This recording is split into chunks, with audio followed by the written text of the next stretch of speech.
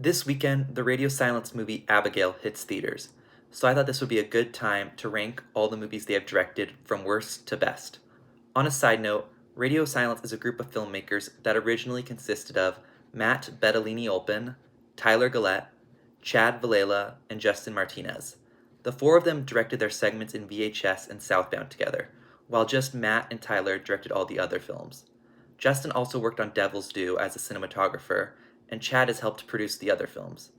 Interestingly enough, Radio Silence's next film was announced to be a comedy starring Andy Samberg. This could be a good pairing because the group is constantly being praised for their combination of horror and comedy, which we will discuss with some of these movies. So without further ado, pretty easily in last place is Devil's Due. This is the first feature film that Radio Silence has worked on by themselves. They were a part of VHS, and that anthology involved a bunch of directors putting their shorts together. So this is their first movie that they have really handled without the help of any other directors. And I think it kind of shows. This is easily the weakest film that they have worked on, and it's really sad because it's not even scary. It's just boring, and it feels like a ripoff of Paranormal Activity with Rosemary's Baby thrown in there. And there are some interesting ideas where the use of international travel and how it affects this situation I thought was very interesting. And it made for some interesting bookends to the movie. And I also really enjoyed the idea of these watcher characters that show up throughout, and I thought that was interesting. It made for some creepy moments, but honestly, there was never one scary moment in the whole movie, which was kind of annoying because I feel like film footage is very easy to have jump scares and all kinds of ways to build tension, and this movie didn't ever once make me feel anything besides boredom. It was pretty painful to sit through. I got sleepy through it, and this is just my personal experience. This obviously won't affect everyone, but after watching The First Omen, this movie just felt extra weak, and yeah, I can't really recommend this to anyone, but it's really interesting to see how this awesome group of filmmakers started and compare it to where they are now. Sixth place is Southbound, and this is an interesting movie because the whole movie takes place in the same area, but it's also an anthology. So there will be a scenario, and when it wraps up, another character who's just walking by will follow them from there on out, which makes it interesting because we see how this world that we're in ties together. And I say world because the movie is very confusing about where we are. There's times where it implies that we are in hell, and there's other times it implies that we are in this weird area in the middle of the desert. And I think that's kind of one of the downsides of it. It has these creatures that seem supernatural, but at the same time, it implies that innocent people are there too, and just kind of makes for a bit of a mess. I think Radio Silence's contribution to the movie, which are the bookends called The Way In and The Way Out, are honestly the weakest parts, and that's because they're they're forced to set up and explain the movie, and I don't think really the movie was intending to do that. So their part just falls a little flat. And also in the anthology, the bits that we are like following throughout the anthology are some of the weaker parts. The self-contained stories that are wrapped up are usually more interesting. And so because of that, they kind of get the weaker aspect of the movie. And I think the movie is interesting. There's interesting scenarios in it. I think that it gets better as it goes along. There's one scene in a hospital that was pretty intense, and another that involved a band traveling and what happens to them on this trip. Those were interesting, but I think a lot of it just didn't fully come together for me. And I think honestly, if they'd let Radio Silence actually give a full explanation for what was happening, I think I would have enjoyed the movie overall more. But it kind of just falls apart and was fine. Probably wouldn't watch it again, but definitely enjoyed it more than Devil's Due by a good bit.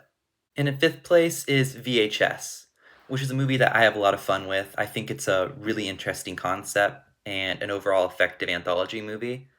I really like how this movie has had so many great directors emerge from it, where you obviously have Radio Silence, who directed the short October 31st, 1998. You also have Adam Wingard and Ty West, who did movies in it.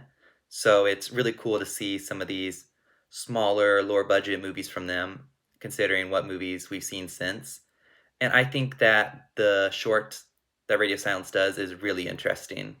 And I like how it combines horror and comedy pretty well. And it's an interesting little tease to what's coming later in their career, where their short is about these people who think they're going to a Halloween party and they stumble into what they then believe is a haunted house and get involved in an exorcism, which they think is a haunted house attraction, and then slowly start to realize that it's real and they should do. And what they end up doing is what they think is right, and it has an interesting outcome. And it's just a really interesting horror short. Overall, I think is a very consistent anthology. The problem with anthologies is because you have so many stories in one, if they're inconsistent, it just doesn't make for the most fun viewing experience. But VHS is a very consistent anthology, and it's definitely a fun watch. Very scary. I'd say this is easily the scariest of Radio Silence's movies, and I think that it's definitely one I'd recommend watching.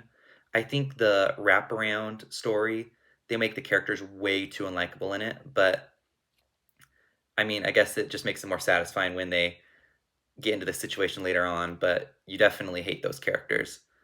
And I will say though, obviously with anthologies, you have less time to get invested in your characters, so I can't put this movie above the top four, but it is a lot of fun.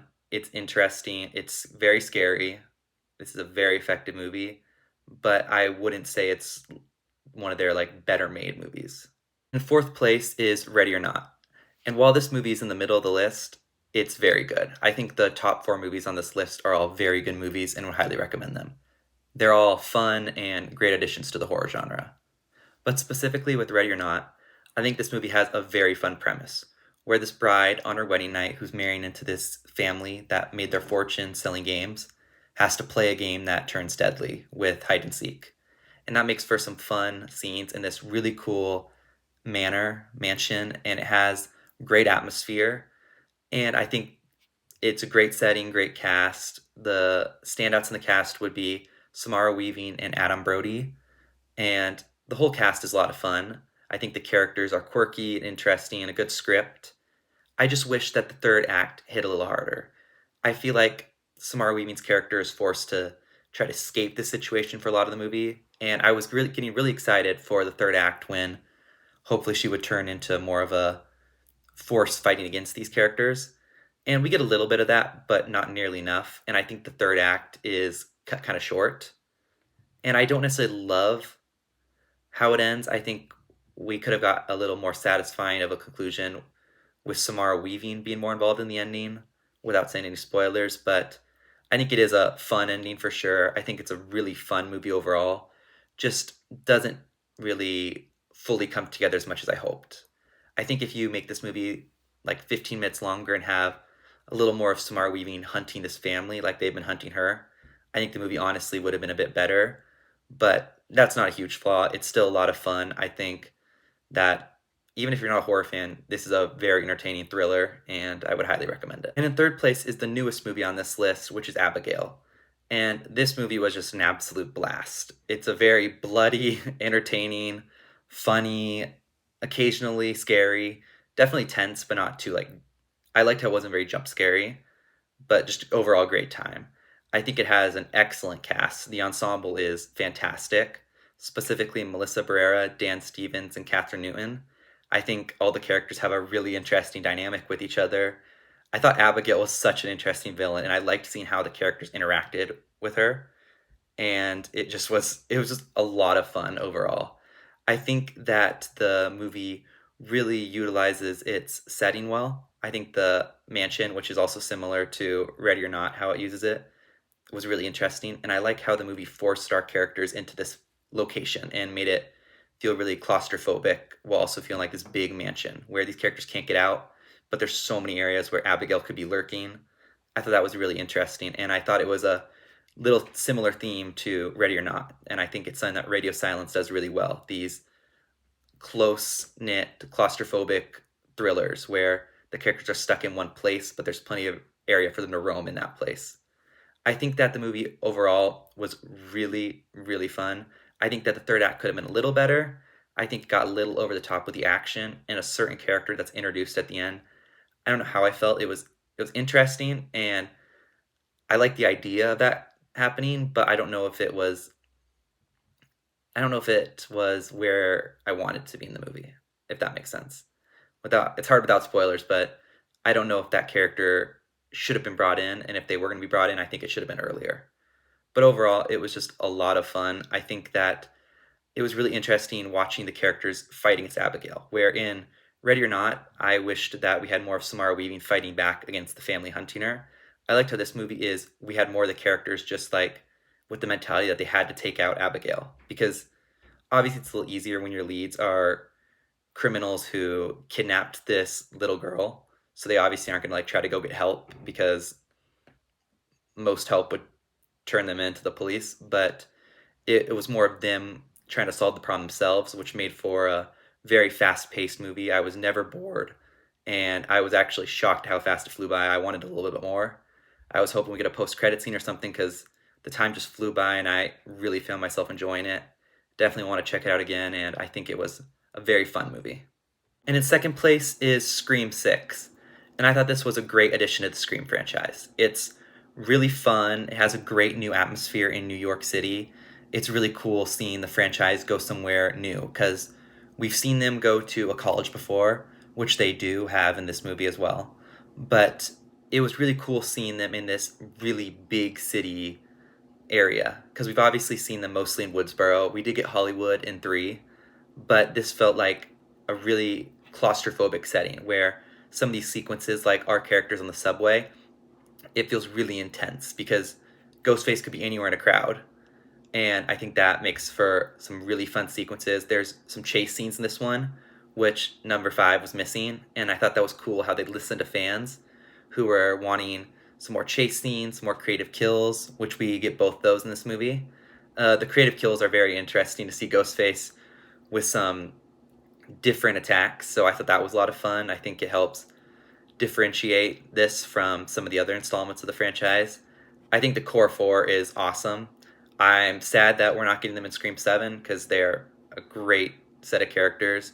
I think Melissa Barrera and Jenna Ortega, they're great leads. I'm really happy that we got to follow them in this movie. And I'm happy that the legacy characters took a backseat in this one because our core 4 is just so much fun and they're such a breath of fresh air into this franchise that I wanted to see more of them. I'm happy they were in the forefront, and I enjoyed having Kirby back. Dermot Mulroney was a good new addition to the franchise, and I just thought this was a lot of fun.